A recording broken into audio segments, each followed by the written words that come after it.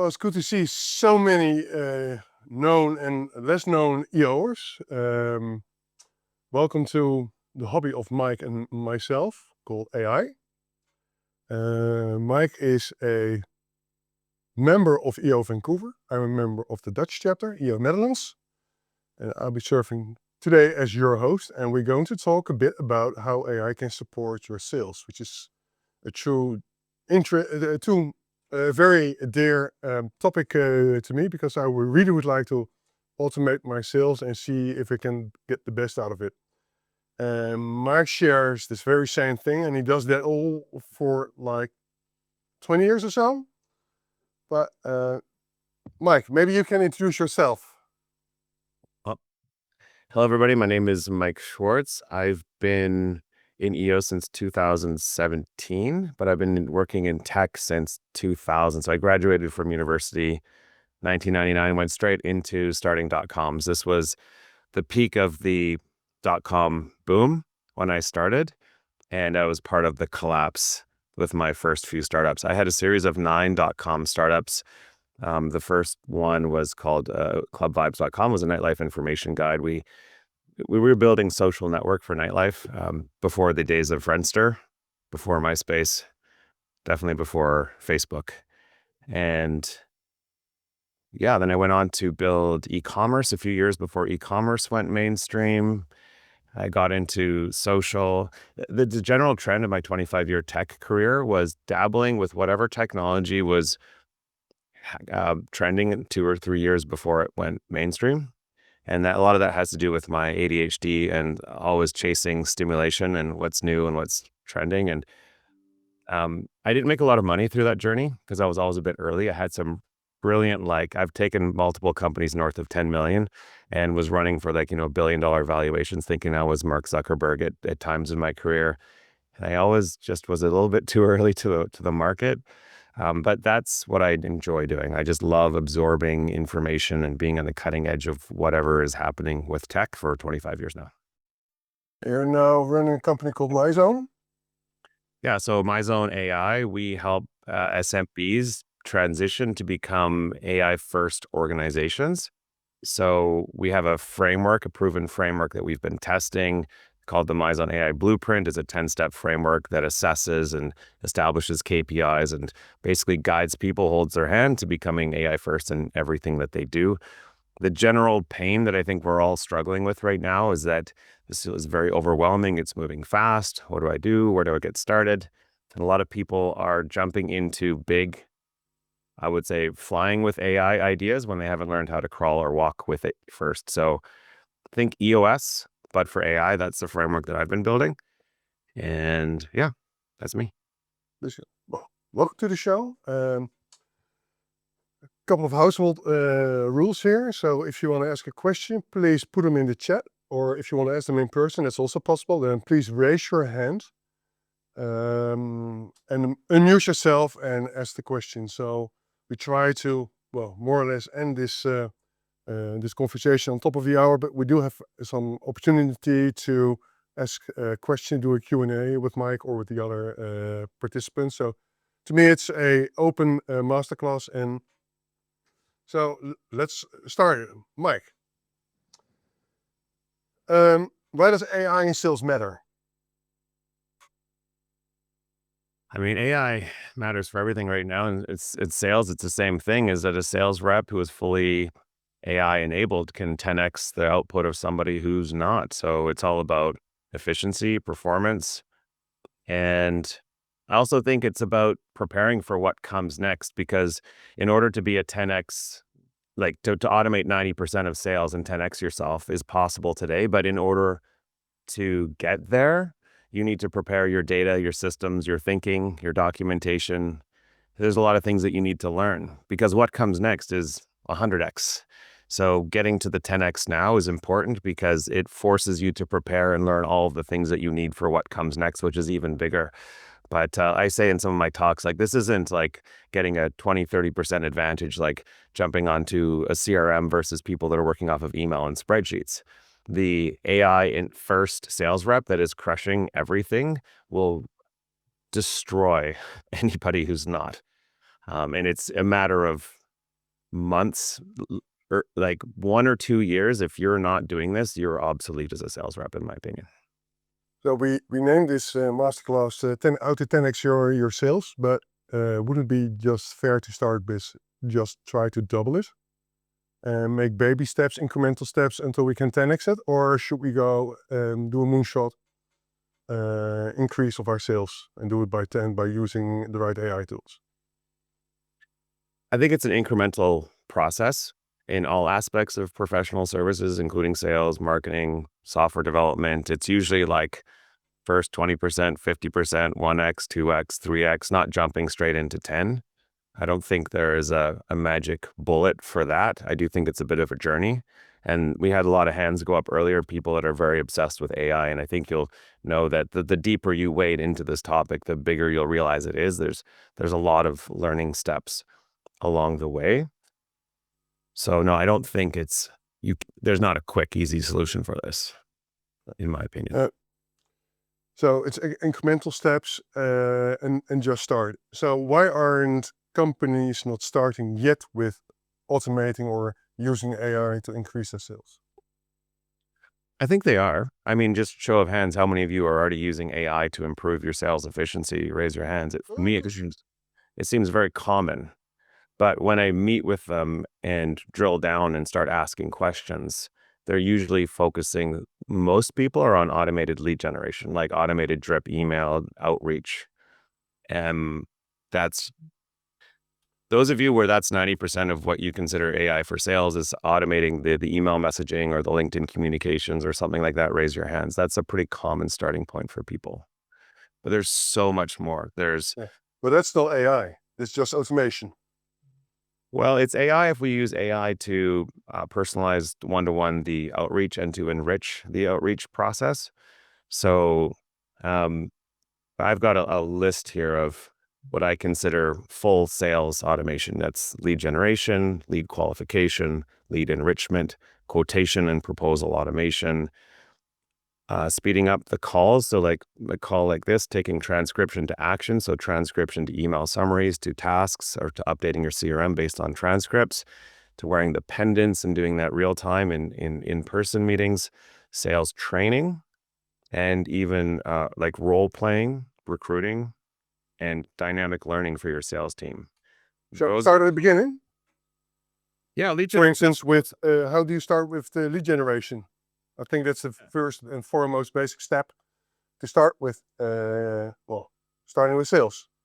Yeah, I'll go through a few common starting points there. So, AI is really good at analyzing your industry and looking for sales opportunities that you might not have thought of. So, at the highest level of strategy, you might think you know what your ICP is, your ideal customer profile, who you're targeting, and you might have all sorts of assumptions that you've been going with. But AI is incredible at going out doing deep research on your competitors and saying, looking at who you're targeting and who are all of your competitors targeting, and are there opportunities that I might have missed? That's the first thing, is people usually have a couple blind spots. They're tunneled in somewhere. So the best way that I would do that is just running deep research agents. And you can run those agentically in the background using automations like Make.com, N8N, other tools like that. So having sales intelligence that feeds you so that you're making the right strategic decisions about who you're targeting to generate your leads from, I think is important. So I would recommend anybody in sales has agents that are analyzing everything your competition is doing. If they write a blog article, if they make a social media post, if they hire a new director of anything, like, you want to know and compile that data. So building a knowledge base on everything that your competition is doing is one tool for that not a lot of people are doing. And then you can have AI analyze what your current strategies are, compare them to what your competitors are doing, and say, like, are there any blind spots or some new opportunities that I might be missing? Yeah. But you're already talking about agents. I think we should first start with the first step is defining the customer, and you can use all kinds of tools for that, and do research with the tools available. So Perplexity and also Google or OpenAI, you can use those and create these personas and take it from there. Yeah, and you can do all these things directly within these frontier models like ChatGPT or Gemini, Claude, Perplexity. But what I was talking about there with agents is like if you build them in N8N and you can have them run on a cycle like every 30 days, I want you to go out and do these things, come back, compile this data, put it into this Google Drive folder. Then you can have another agent that runs on a schedule. After you've compiled that from your top 5 competitors, it goes back and analyzes that, compares that to your existing sales strategy, and then looks for opportunities and then updates that in the Slack channel. That's something that you can sort of agentically do with N8N or Make.com that kind of raises the bar. And what kind of solutions do you use for? So N8N is the overarching, well, manager of the agents. What kind of tools do you use in this first phase? Yeah, so let's first of all define agent. So it's an evolving term, and most people are using it incorrectly. So true AI agents, you give them a broad objective, and they set their own scaffolding and go off and come back until they work until they accomplish that objective. Write me a piece of software that accomplishes X, and they come back in 2 hours and it's done. That's a true agent. Or deep research is a type of agent where you say, here's my objective, go out and just keep researching and then compile this report, and it thinks and comes back. Once you get into the N8N and Make.coms of the world, or the newer versions of Zapier, they're not truly agents. They're building workflow automation that taps into AI. Everyone's calling them agents, and for the sake of it, I'll also call them agents. But they have scaffolding, they have rules. So it's a combination of old school robotic process automation infused with intelligence. They're quote agents, but not in the technical term of AI. Are they truly agents? But everyone calls them agents, so we're going to call them agents as well. So I'd say 98% of people that I meet with are just working with the tools, with ChatGPT, with Perplexity. They're using the tools. The big unlock is once you find something that you have found success with in sales using ChatGPT, start to think like, ooh, if I could automate this and connect it with that and then automate it, and then, that's where we start to build these sales agents that perform a wider range of agentic functions or workflow automation. So that's just a little example at the beginning, is getting your insight. Most of us don't do strategy, don't dig into our competitors, don't analyze the industry, don't look for trending new topics and products. And we tend to think we know what's going on, and we sell the same way to the same people that we usually have. And occasionally we might step back and try to look for new verticals. So if you have agents just working away in the background, looking for these new opportunities, like, ooh, this fidget spinner thing is trending in Asia and we expect it's going to hit here in the next 3 months, you might want to develop a sales strategy for this market segment. It's like, I didn't even think about that because I've been so busy selling to I've always been selling to. AI is really good at analyzing these broader trends and finding those opportunities. And you can run that stuff agentically in the background quite easily. So you have like a senior sales market industry strategist looking out for you while you focus on what you've always been doing. So that's like starting at the highest level of strategy. That's one point I wanted to make. So that was what I was about to say. So you have this huge lake of potential clients, but at the end of the day, we do business with people. How can I? So I wrote my sales strategy. How can I make the next step? That's basically identifying potential customers at scale. Because if I got 100 or 20 customers, then I know them by heart. But if you want to do it at scale, that's something different. Well, another thing that I think adds to what you're talking about there, forgive me, I think I understood 80% of that question. Like having AI analyze what you're already doing within your CRM, where you're seeing success, the leads that are closing. And this, I'm going to skip forward to lead enrichment. Well, I'm going to cover the CRM part after we enrich, because with lead enrichment, the more data you collect on your leads and your customers by having agents go out and get hundreds of data points on customers where you might have just had their name, their email, their company, their website. If you can know the number of employees, their core values, what they're posting on social media, all their products and services, how many, their revenues, are they public, are they private? The list goes on. If you have all of that data enriched automatically when it comes in for your existing customers and for your leads, then you can now have AI do deep research on your CRM and come back and say, okay, so you've got one that's looking outward, right? Strategically. Then you have another AI that's looking inward within your CRM. Where are you having the highest success? Where are you getting the highest closing rates? Where are you getting the best lifetime value, the best retention rates, right? And when we're talking about AI looking and analyzing your CRM for opportunities and trends, you combine that intelligence with your outward intelligence, and then now you have an AI strategist on your shoulder. Phenomenal. But it can also be a sales auditor looking for mistakes. I don't know about you, but I would close a heck of a lot more deals if I remembered to follow up with people, right? So you can have an agent that simply scans your CRM on a daily basis, looking for opportunities that you've missed, things that you were supposed to follow up on that you didn't, or even letting you know, like, this is a great opportunity. This is really high value. You should prioritize this differently than you currently are. Don't the current CRM systems provide these functionalities? Some of them do, a lot of them don't.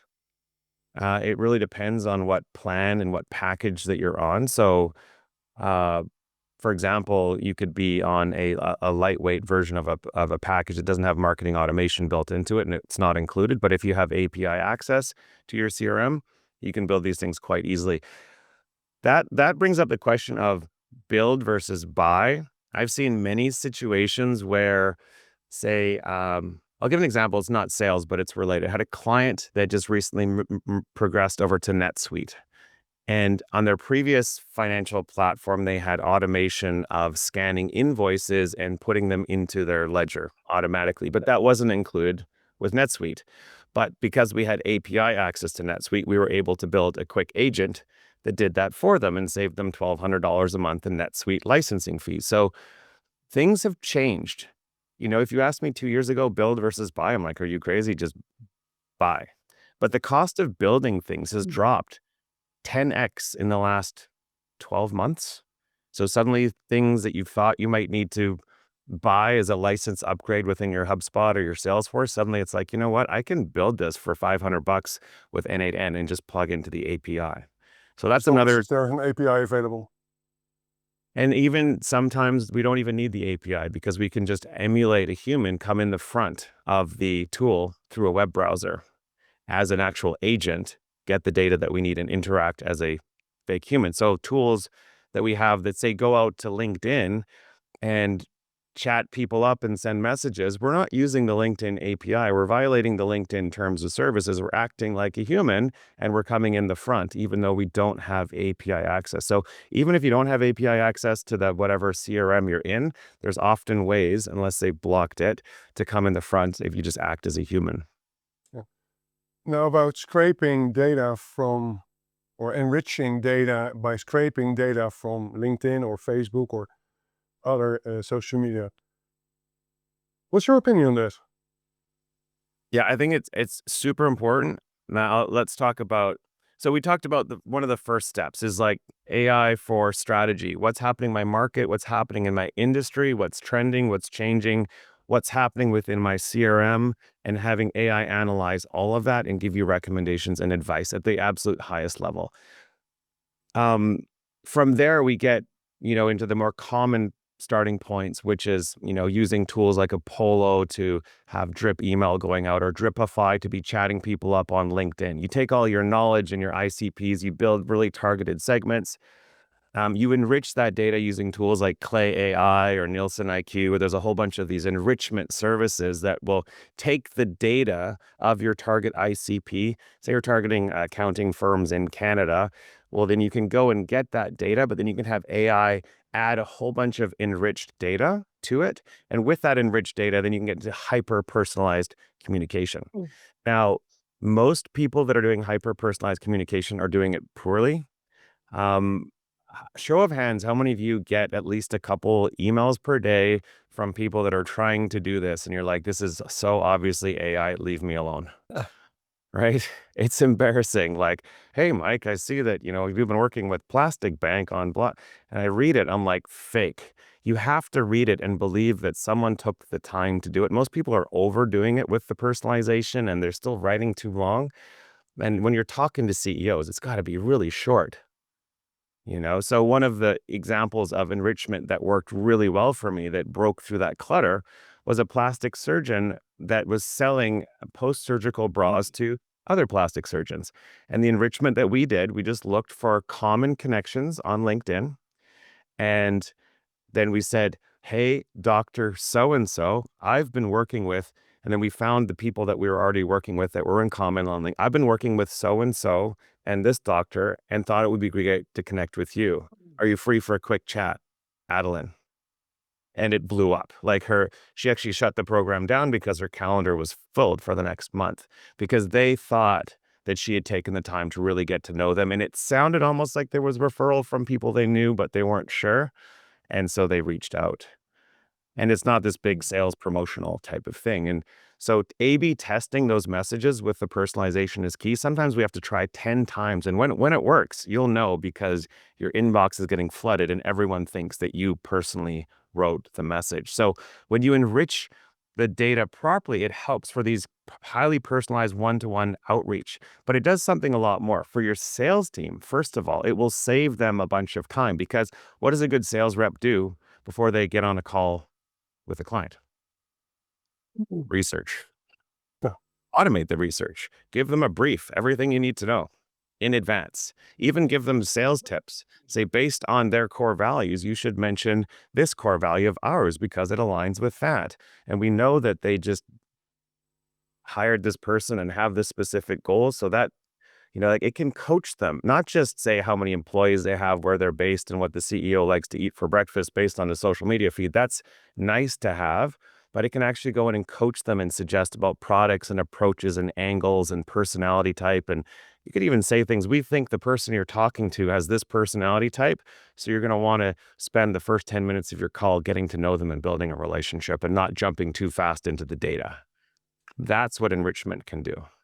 What I like about That's one of the many things that enrichment can do. what I really like about this is it amplifies storytelling. It amplifies storytelling in your sales pitches. It gives you the data to create a compelling story that's believable and that people accept and they can understand. Now, where you're Absolutely. frantic about privacy and ethical gathering of data, what's your take on that? You got the GDPR here in Europe. Well, in Europe, and I think a lot of legislation in other parts of the world is, well, to make an understatement, slightly different. One of my business teachers out at UBC told me once that ethics was not the business of business. Is that true? But no, I think that most of the data all of the data I'm talking about here is just publicly available information that we're compiling. So it's already out there on the web. I don't see any ethical considerations there. There might be something like when you trick people and they think that you're actually sending them a real message and it's been sent by an agent, there might be some ethical disclosure saying this was sent by my agent, but no one's doing that. I don't really see No, it's any. the gathering of the information, the data enrichment.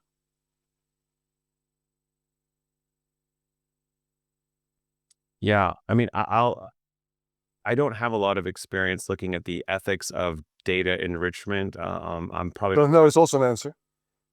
Yeah, I don't know. I don't know.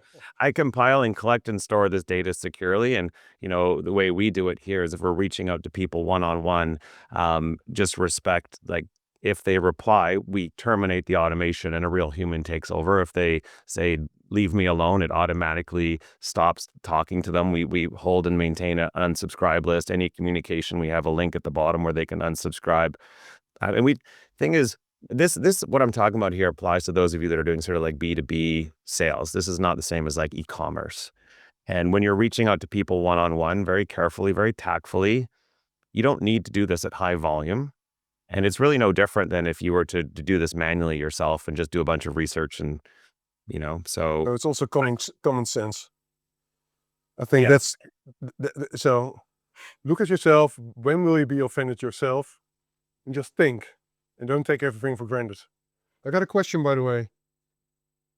What tool did you use to recommend to enrich data and use LinkedIn for outreach? Lindy AI? I haven't used Lindy. I've heard good things about it. I've tested out Ask Alfred. Then we had some issues with Ask Alfred. They were getting suspended by LinkedIn, and we moved over to Dripify, and Dripify has been working great. Any other suggestions? Dripify, yeah, I've only used those two, Ask Alfred, and then we moved to Dripify. And Dripify has met our objectives, and it was pretty cheap, and we're happy with it. So we haven't had to dig deeper than that. But we kind of, with our automated outbound, which is a small part of the overall sales. So I don't want to spend too much time there because there's so much more exciting. And I think most people are kind of already doing these things. But Apollo is really common, Zoom Info, but I like Apollo. We combine that together with N8N and Make to do some enrichment. We'll use tools like Clay, or I've got a client who's in he sells ingredients, and so we use Nielsen IQ to go out and get tons of information on prospective clients and match up their ingredients list with his ingredients list. And we found sort of more enterprise tools like Nielsen to be, next level. But if you just go to ChatGPT and do deep research, tell me the top 5 tools for data enrichment, Clay AI, Nielsen IQ, there's a long list there. So in combination with the data providers like Apollo, Zoom Info, plus the enrichments, the Clay and the Nielsen's of the world, and then we connect them with Dripify and a Gmail inbox and an N8N framework, we have it doing a whole bunch of things like going to their profile on LinkedIn and just liking something or leaving a little comment or just visiting their profile so that people who are on the paid versions of LinkedIn can see, oh, they've got someone that's visited your page multiple times, has done a bunch of action. And we want to make it look more human-like when you finally reach out and say, hey, I would love to connect, that it seems more natural. So we're tying all of them together with N8N or Make, and we're using multiple tools for that. And that's predominantly for B2B. Nice. Next step. I can write the first proposals, multiple. How can I automate my proposals? Yeah, so I'm going to give you an example of just how far you can go with proposal or quotation automation. This is the most extreme case. And if I can build a custom quotation on a custom home, you can do it for anything. So we started these custom quotation or proposal building actually with a custom furniture manufacturer, an EO member from, I think, Calgary. I don't know if Tova is on the call, but Timeless Furniture. They spend a lot of time and a lot of money getting custom quotes. If you go to their website, just search for Timeless Furniture Calgary. Their tool, I don't believe it's live yet, but the old way of doing it is people would reach out to them on their website and upload a picture and say, I want a couch that looks like this, and this is my budget, these are my goals, and all of this information. They go back and forth between the client and the company. And their situation was actually unique because they couldn't quote until they talked to all of their vendors. And their vendors didn't publish pricing online. It was all custom. What are the costs of these feathers? What are the costs of this mahogany? What are the costs of this stitching? How has that changed? And they would do this. And so for that specific quotation, which was very complex, we had 3 different agents. One that would go back and forth with the customer to collect all the information that we need and make sure we fully understood their needs. Instead of filling out a massive form, it becomes more conversational. And we had an agent that would then understand that, figure out all of the supplies and materials that were needed based on what we received from the customer. And then a supplier agent would talk to all of their vendors and suppliers and figure out the estimated cost, build the proposal, put it up in the cloud, notify them on Slack, your quote for this client is ready, please review it. So there's always a human in the loop stage to review everything that we've done and then explains, we estimated this much for wood, this much for labor, this much for feathers. Here's all the information, confirm that. Once they hit confirm, then it would draft the email, attach the proposal. They would, again, check the email one last time, release it from draft mode, and then send it out to the customer. And that's a fairly complex my agency, I've got templates. I can change it myself. I don't need that. But if you're selling something that requires customized pricing, research, talking to suppliers, it can be huge. We did it for custom home building. That one is a 6-month process. Used to take 15 grand in 6 months. We got it down to 57 questions in 10 minutes, including floor plans and mock-ups and visual illustrations. Now you can have the AI is not just create the proposal and the pricing with it like in a one shot. Like you can build sophisticated slide decks. People don't realize that. They think, well, it's going to be a one shot email and a simple PDF attachment. It's like, no, you can create an 80-page PDF where you have one prompt here and a different prompt there. And this one is giving you 5 images to choose from. You can even have on the next generation of these custom proposals that we're working on. Very soon, we're going to have custom video generation embedded with these proposals as well. What kind of tool do you use for that? Oh, well, for Oh, you're video- about to use for that. we're about to. I think we'll probably go with, if we're doing, it only makes sense for high volume. If it's not high volume, you just create the video yourself. But something like HeyGen V5 via the API connection, you can do with your AI avatar. You can create a short little, thank you, greeting message, a little thing about this proposal, send it, embed that with the email when it goes out and include the attachment, and people just go like, wow. And I think that In 100 languages. yeah. Well, it seems that the building industry and interior design do have issues. So this little studio is located in a company that specializes in high-end lighting, and they got similar issues. So they get a proposal and like a 90-pager with all kinds of information and potential fixtures and linings, and somehow 20 or 30% of the exact stock keeping units or the numbers are missing. And it's a huge challenge to get every single number right. So they built here an agent that basically crawls the web, finds the stock keeping units, put them in the proposals, and from there it's basically hit on the button to send out a proposal or create a proposal based on latest information. And there's so much information missing, and so they built an agent to find the missing information to put it into their proposals. Yes, that's another great use case. I would say like having an AI auditor agent that reviews your proposals and agreements and said, all of my agreements need to include these things, and it understands. Because when you have sales reps that go through and start customizing things, and then you have somebody senior has to come back and audit that, and am I on the right template? Is this the newest one? If you can have an agent whose job is to just go through and review that and tell you, like, are you using the right template? Did you cover all your legal basis before you sign off an agreement? This is huge. There was one company we know that works with appliance. They're a big box appliance retailer here in Western Canada. And they sign agreements with large real estate development companies that are building, 1,000 condos and things like that.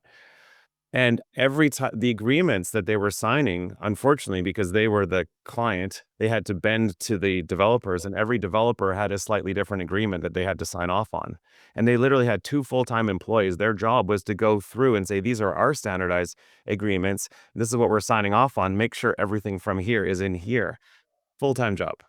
AI, 90% automation of that. So the money that you can save there is enormous. Huge. Yeah. If you're doing high volume and I'm fortunate that all of my clients signed my agreements, but if you're in a situation where you're signing agreements that are sent to you from others, that creates an incredible amount of work making sure that those agreements uphold what you need. So the general terms and the purchasing terms, there need to be a match, or at least 95% there should be a match, and at least it should be visible to everybody where each thing is missing. Yeah. And one thing I want to talk about for quotations as well is a lot of times when we get into building these automations for people, most people, their first thought is like, what's the ROI on this? How much time am I currently spending on my quotations? They might be like, well, I spend an average of 2 hours per deal. I do 4 deals per month. I might save 8 hours per month, 96 hours. What is that worth? My sales rep time, opportunity cost. Let's throw $100 an hour. This is worth 10 grand a year. If you can automate this 90%, maybe it's worth 9 grand a year. But they're missing out on the unlocks. There's usually some big additional benefit that will come from this automation. For example, I haven't done this yet, but we're very, very close to it. Imagine you're on a sales call. You're talking to the client and you're asking questions, and AI is surfacing dynamic discovery questions, which we haven't talked about. So you're asking all the right powerful questions. In the background, you've got an AI that's analyzing the transcript in real time, building that proposal dynamically for you. And you can get off the call and say, it was great. I can see my AI agent has completed a proposal. I'm just going to review it and I'll send it over to you shortly. Hang tight. You get off the call, and 5 minutes later, it shows up in their inbox. So it's not just about the $9,000 a year in labor cost savings. What happens to your conversion rate when the proposal that used to take 1 or 2 days to arrive shows up in 5 minutes? Or even better, you get to walk through it together live on the call. So when you're looking at the ROI of these things, that's a question I always ask at the end. It's not just the ROI in terms of cost, labor, time savings. It's like, does this unlock something new that could fundamentally change? Like for timeless furniture, everybody else in the industry takes weeks before they will quote on a $20,000 custom couch. If we can get this to a point that they can quote in 10 minutes while you're on a call with a human, they're going to destroy the industry. Same here for lighting design. Very same thing. So quotes that took for weeks now are, less than a day. Yeah. So what is your experience in terms of success rate? So this approach versus the old approach. What is more successful? The use of AI and doing this thorough research with the help of AI, or the old-fashioned way of selling? Go out, go in the street, and go make sales calls. Well, the thing that salespeople enjoy the most, I mean, we're not talking about business development reps, people that are doing lead generation, or people that are combing through contracts looking for discrepancies. Those are administrative roles, but the real high value roles that are very hard to replace. And in my agency, you're looking at the only sales rep I have. I spend maybe 20-30% of my time doing sales. I have no sales reps. Why? Because the most valuable piece is the charismatic CEO that cares and can build an authentic connection with your customer. Incredibly hard to replace. Now, if you can automate the 98% around that and just have you or your best, most seasoned salesperson there, I think that's where the value is. Because I see a lot of people like, oh, I need to hire this big sales team. I'm like, do you? Can you not just automate all of this and you stay in that seat for as long as possible? And also, when you hire somebody who's really talented as you are, somebody who's senior, like 6-figure plus wage, that loves closing, think of how much easier it is to get them excited for that role if they get to come in and just close and just do what they do best and not have to touch any of the before and after stuff. Because these are completely different skill sets. One is like, can you chat people up, twinkle on your toes, and dynamically evolve and build authentic relationships? Over here, it's like, how good are you with administrative processes? Like, they're usually conflicting skills. And at the end of the day, it is all about personal relationships, no matter what. Yeah, and people think like, well, I often hear this when they start down the journey. Maybe you can mute yourself if you're not speaking. Had a few people not muted. I see Luis, Tom. Do you have a mute all, Robert, on your side? Yeah, I do, but I have 1 sec. Okay. Somebody is. Luis Cortez. Yes. Luis, are you there? I don't have the permission to mute him. We can listen in on his deal. That's fixed.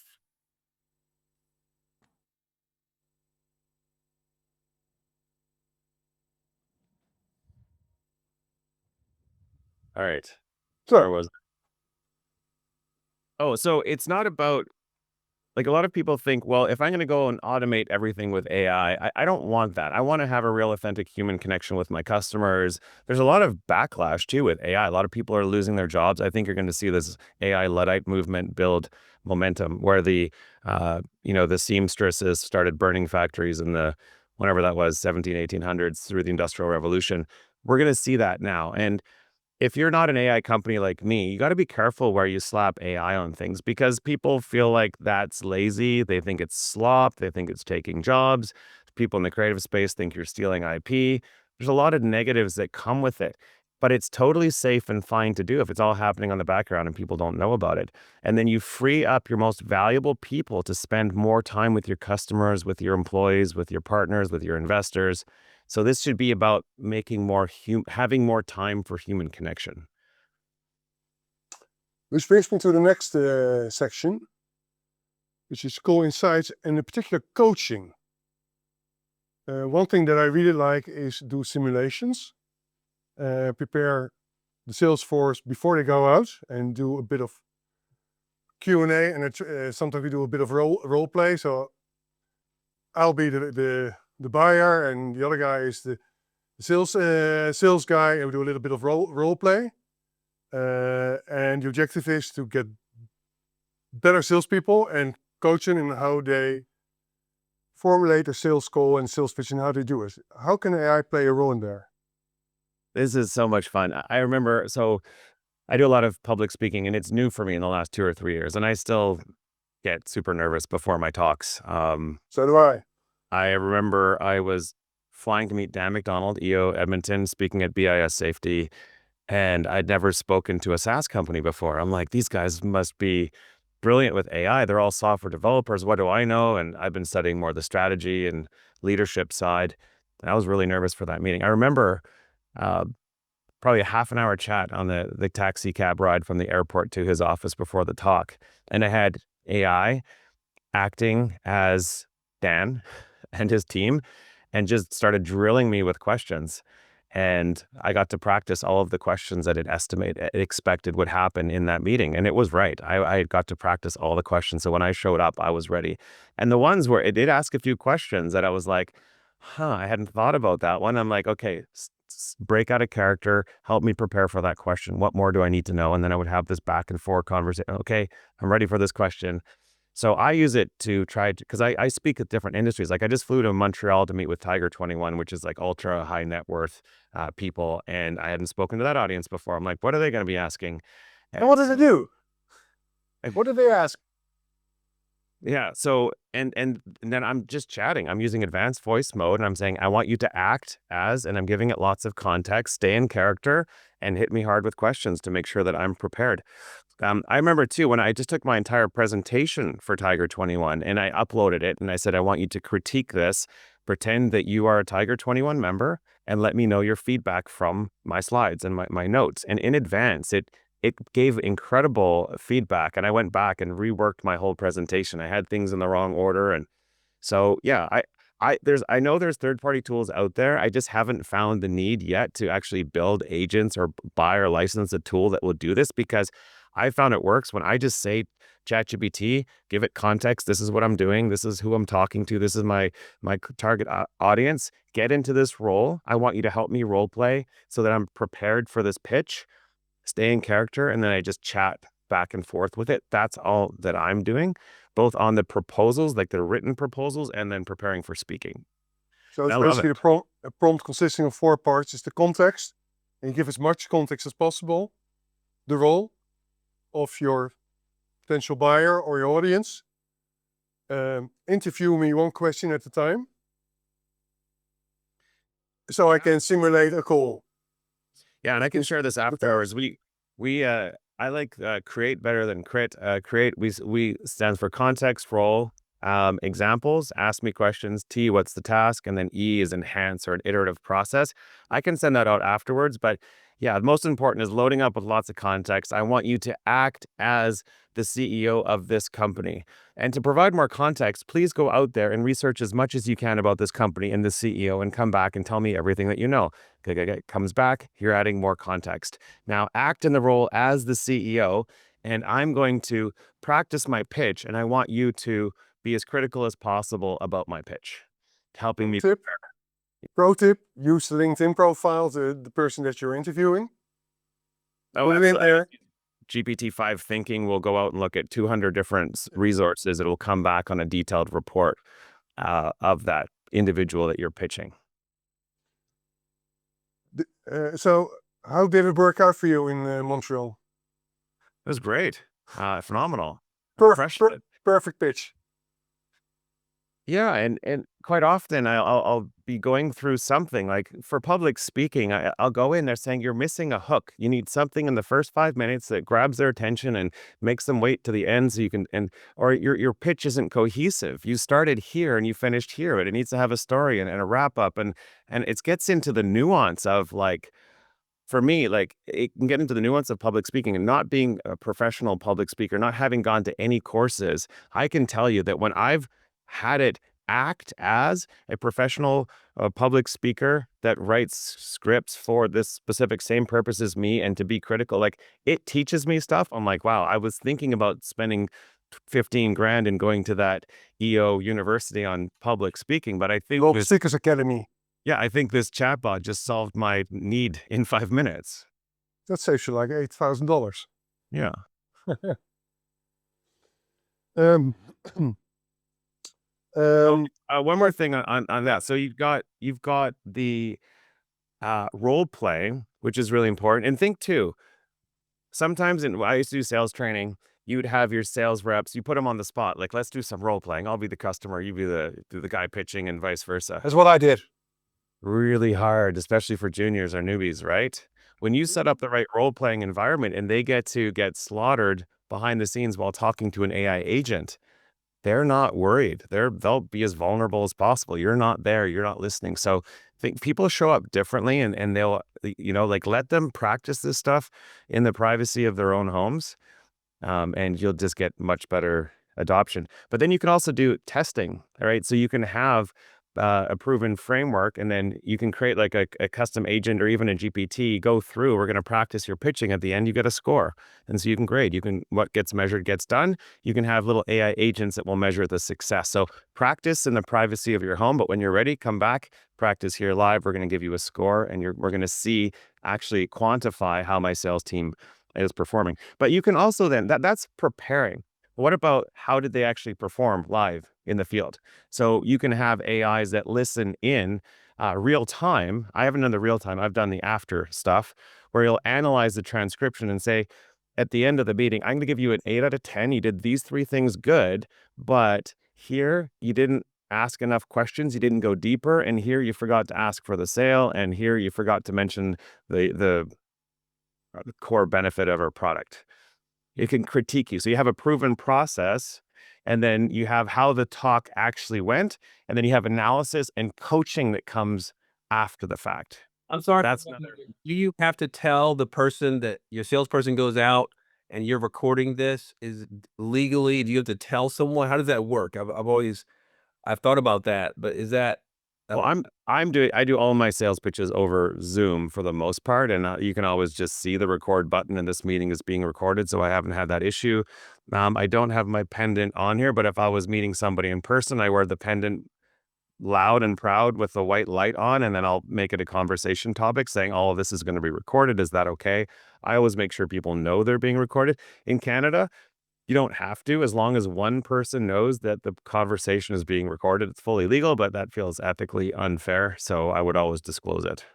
it's also polite just to mention it. Yeah. And It's that's a good information. conversation starter as well. And there's some great hardware solutions to do that. And it's a great talking piece, to be honest. Yeah. So I use this Limitless, that pendant. It's mine actually. I need to reboot it. I didn't back it up for a while. and Another it question: doesn't how matter. have salespeople responded to that, to being recorded, and anybody else in the group? I mean, how's that gone for people? I mean, every meeting we have is automatically recorded, and they know that. We also, with that, we automatically summarize the recording and post it into the correct Slack channel. Could we keep a log of every single communication with every single lead or existing client so that we can go back into that Slack channel and analyze things? And we don't just include the summary. That's one thing. Talking about like using AI to build a knowledge base on your prospects and clients is very important. But what a lot of people do is they'll get off to a sales call. They'll have some sort of AI transcription tool that will create a summary. And then they might copy and paste that summary into an email or into a Slack channel, and they're done. Future AI is going to want to see the video because they want to know facial expressions, tone of voice. So make sure you're saving those videos, back them up. I pay like $100 a month, and I haven't even run out of my terabytes of storage that come with Zoom. But then I also include the full transcript and the summary and a link to the video in the correct Slack channel for every conversation that happens with every client or prospect. And it all happens automatically. So I have an agent that runs in the background that connects with Zoom. When the Zoom call is over, it analyzes it, figures out who it's with and what it's about, and then it will do that for me. So that I can have a channel, I can go back and analyze all my sales channels, have an agent that consumes that data and can give me sales advice or sales coaching or look for missed opportunities. That's very important. Now, in terms of efficiency, this is a big unlock, and this one is very easy. I think I'm going to wrap here for Q&A with what I think is the biggest win that most people aren't yet doing. At least I hope you're not yet doing it, because it took me 2 years to get to this point. Most people progress with, okay, I've got transcriptions going. I'm going to test out Otter or Fireflies or one of these annoying like little agents. There's probably a few in this room we booted out. I hate those things. And then they might play around with that and try a few different tools. But usually what they end up doing is they will take some sort of transcription. Hopefully you all have transcriptions running in your sales meetings.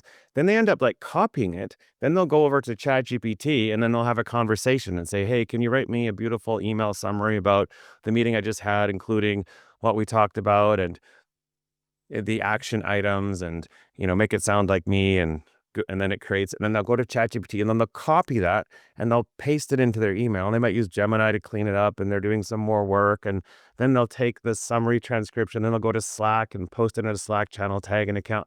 They're doing all of these manual actions, and they might even go into their CRM and create a follow-up task. You can automate all of that super fast, super easy, super cheap. So I call this transcription to action. So it can analyze the transcription, it can create your Asana tasks, it can create the Salesforce tasks, it can create the email in draft mode so it's waiting for you, and it can post to Slack, all like that without you lifting a finger. It's beautiful. It's one of the highest ROI sales automations that I've seen so far. We're talking like, $1,000 in labor and hundreds of thousands of dollars in time saved. Transcription to action is what I call that one. Nice. One thing before we go to Q&A, if there are any questions, it's about conversational buying, and the mirror is conversational selling. How should I prepare as a seller that my website or my systems can talk to buying agents? So ChatGPT now has a connection with Shopify. How do I know that the right information is being provided to these buying agents to make a sale? These are cutting edge questions, Robert. Isn't that news from 4 days ago? Not sure I'm prepared to answer that one. Or 8 days ago, it's not. So the good news is if you're on Shopify, it's all happening automatically. They're going to bring millions of Shopify customers online. If you're not on Shopify, there's a certain protocol that you need to make sure your e-commerce store is enabled for. I don't have all the details of it yet. I know it's rolling out right now in the US for select merchants. There are things that you need to watch out for. That's more marketing chat than sales, in my opinion, but that's the art of AEO, or answer engine optimization. One thing to note with the field of AEO, is it's incredibly high overlap. If I draw a Venn diagram here, you've got traditional SEO is one circle, and then you've got AEO is the next circle, and they are almost perfectly overlapping with each other. So this might be the 10% that you need to understand. Basically, what's new with SEO that will include LLMs? 90% of it is already covered, but there are some important things. One thing that I've heard is adding tons of FAQs to your site with long form answers, just getting way more content in text, or there's some specific schema changes that you have to make to the code to help the agents better understand your content. sort of like rich snippets and schemas from the old days of SEO. So there are some small technical things. I have a team that's been working on this and developing these AEO packages for clients. I can tell you this though, I thought it was going to be big, and I'm like, oh, so this is SEO with a couple of bells and whistles. Yeah. It is. So It is. yeah, so understand it and know what those extra things are, but don't think that you focus on those and you're going to be great if you still haven't looked at the 90%, which is SEO. You need to have great content, fast loading site. You need to have great behavioral signals. But there's one thing we found that can game the AEO system right now. Like in the early days of SEO, we could game Google by loading up keywords, publishing weak content, buying links. Those days are gone with Google, but there's still some fun holes right now with AEO. And one of them is AEO likes to look at third-party references, not so much just what's on your site. So we found that if we write an article and push it out on a PR newswire, and we get a whole bunch of those random low-value citations around the web for something, it very quickly changes our rankings within the LLMs. It's something we've been testing. And I don't know how long that window will be open, but you can kind of gamify the chatbot rankings or how you show up in the LLMs. But there's tools like we use a product called Gumshoe AI. So the old days, you want to track how you're ranking in Google. Now you want to track like how are you showing up for specific terms. So there, I think we pay like, I think I can. Remind me, I'll try to get you guys a code. I think I have some sort of affiliate discount link or something for Gumshoe AI. But what it does is you can say, these are the 10 most important terms related to my business, and it will ping the top 3 LLMs and see how you show up in the results and who else, like your competitors that are showing up, because they don't usually just give one answer. And then it charts and graphs that over time. So you can see as you're making tweaks to your site, how you're actually showing up in those LLMs. I got one question here relating back to the step-by-step transcription, step to set up transcription. So what is step-to-step set up transcription to action? Yeah, so that one, I'll show you. I think I have a slide for that? I think I have a slide for that one. We use make.com for that one. Actually I have to open up a different one, but yeah, so that one is simple. It's a make connecting to the Zoom API, and then make pulls the transcription, then it talks to ChatGPT to get the intelligence. Here, let me just pull up the slide. I gotta find it from this last talk I did. This one. And you can ignore the ROI calculations. That was for one person. You can multiply this across your whole organization without any additional cost. So the ROI is wrong. It's actually way higher ROI. But yeah, it's just Zoom. Ignore Nota. We were using that for a bit. So it's Zoom with Make, ChatGPT, and then Slack. And then now we've extended it onto Asana and Gmail. But yeah, that slide is, I guess, a bit dated. We started there and then we just kept extending it. And you can keep going. Like once we've done the task automation and the email automation and the Slack automation, then I want to move on to connecting it to the proposal automation agent. And then when they sign off, then it passes it along to the agreement automation agent. So you start to like pass things along with humans in the loop along the way. Yes, Quincy, exactly. Reddit and PR dramatically impact AEO. That's a little hack that we're seeing right now. I think that'll be a door that's closed pretty soon, but it works. Seems to be working right now. Mike, what do I need to do tomorrow? Where do I need to start?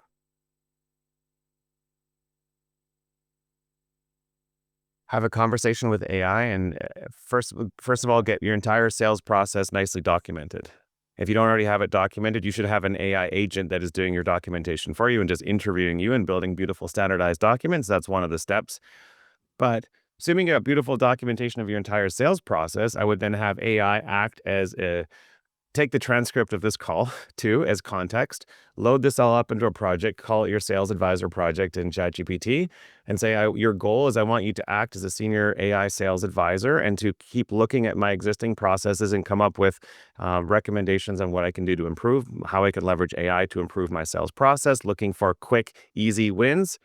and have a conversation with AI, load it up with context, including this chat, your sales process, and just pick one thing that has the highest ROI, get it done, and move on to the next. There's so many little things. But if I had to pick one thing to start, you want to nail transcription to action, quick, high ROI. If you pick the easy, high ROI things first, what happens is the automation will free up time and money so that you can take that and reinvest into the next automation, into the next. Don't get into fancy things like building agents for like role playing, or you can even have for sales training and sales recruiting automation. There's all sorts of crazy things you can do. You want to look at like, what's the one thing that I can do right now that will have the highest ROI?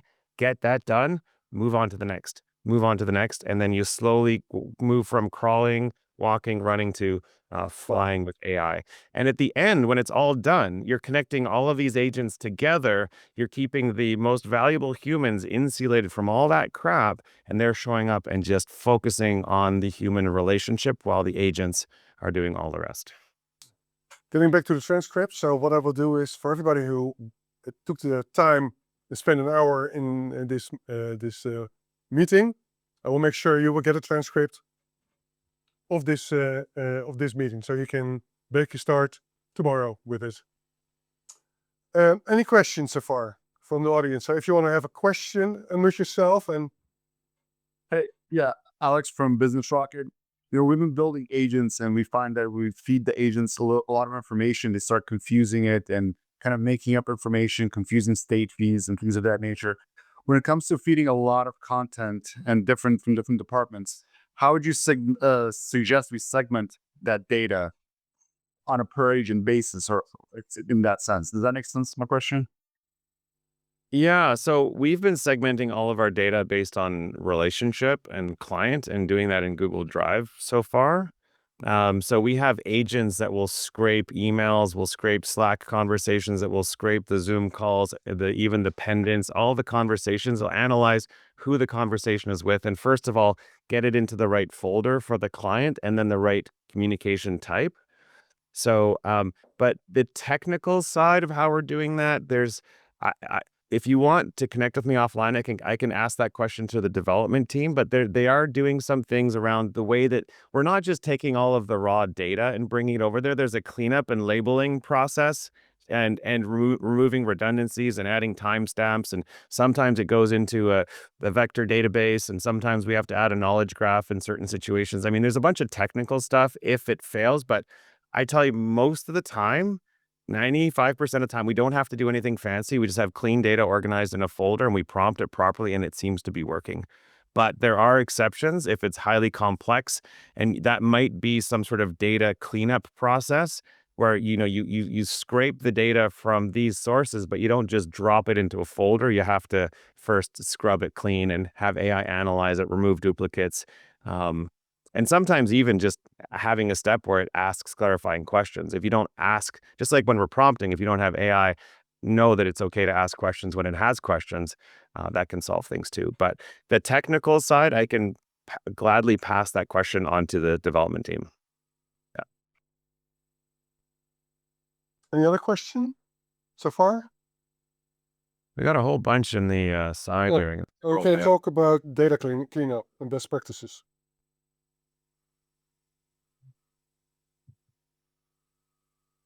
Data cleanup best practices? Cool. Hey, Mike, that was my question. And, we've got all the data in Google Drive somewhere, and it's all dropped in there. What's the best practice we can do now to clean up that data so that we can actually use it? Having agents that are analyzing all of these data streams and automatically putting them in the right folders for you is critical. I don't think you can have it just comb through my emails and look for this, or comb through my drive and look for that. It's got to be very cleanly organized in folders, in my opinion. So one of the quick hacks for most small business, most of us in EO are SMBs, using Slack and Teams as that tool and making your channels granular. So I'm just going to use a client example. So say a client has 5 different services with my agency. Say they're doing Google Ads, SEO, AEO, AI consulting, and web development. And there's a main channel, there's a client-facing channel, then there's a separate channel for every single program or service. When my team is talking about that client for Google Ads, that conversation gets summarized and put into that client Slack channel for Google Ads. When we're talking about web, same sort of thing. When we've got weekly strategy meetings, they're saved and put in the correct places. So AI can analyze this and automatically sort things out for you. When it doesn't know, you need to have a fallback folder that says, I'm not sure where this conversation goes, and then a human will train it and then put it in the right place. But most people don't use Slack and Teams properly. They're piling all of their conversations into these sort of general folders and things are getting lost. We go really granular with that. And then we can use that from Slack and Teams as a training source so we can connect with the APIs, basically export that data off into one of our agents that uses that. Although there are some API limits with how fast you can do that now. So we're running into some new challenges with syncing up with Slack. They're putting data like restrictions on the API usage. But that's one thing is just keeping everything granular, separated, and organized to start with, and then having agents also that when you compile that data, it's looking for crap and filtering that out. Yeah, it's a very similar question to the last one. And there's a lot of additional technical things I know you can do. Like we do have our separate tools. If we want to get more complex, we often will use like a vector data store like Pinecone. And the way that we organize things in there, we can use a knowledge graph that will improve the accuracy of that for some of the more complex situations. But most of my clients, it's just like get your Google Drive folder set up right, get your Slack or Teams structured right, and make sure every single communication that you have is getting picked up by an agent, summarized, and put into the correct place for you. And then you have AI uses that as training data and takes action from there. And it will be good to seek some help. So you don't have to do it all by yourself. So you don't have to become the AI expert. Make sure you get people in your team who can do it. Well, there's that MIT study, 95% of projects fail, which is a bunch of BS. I'm posting something again, and it's BS that's reverberating. But the one thing that came out of that I think is true is it was over double success rate when they go to an expert for help. A lot of us are trying to figure these things out on your own. I'm very happy, like 1 hour free consulting for every EO member in the world, no strings attached. Happy to. You get busy. I've been doing that for years and happy to help. And we have those communities as well, like the AI plus EO, like post your question there. You've got a bunch of really smart people that can help you with those answers. Mike Orlando from Florida. Yeah, Orlando from Florida here. Great conversation.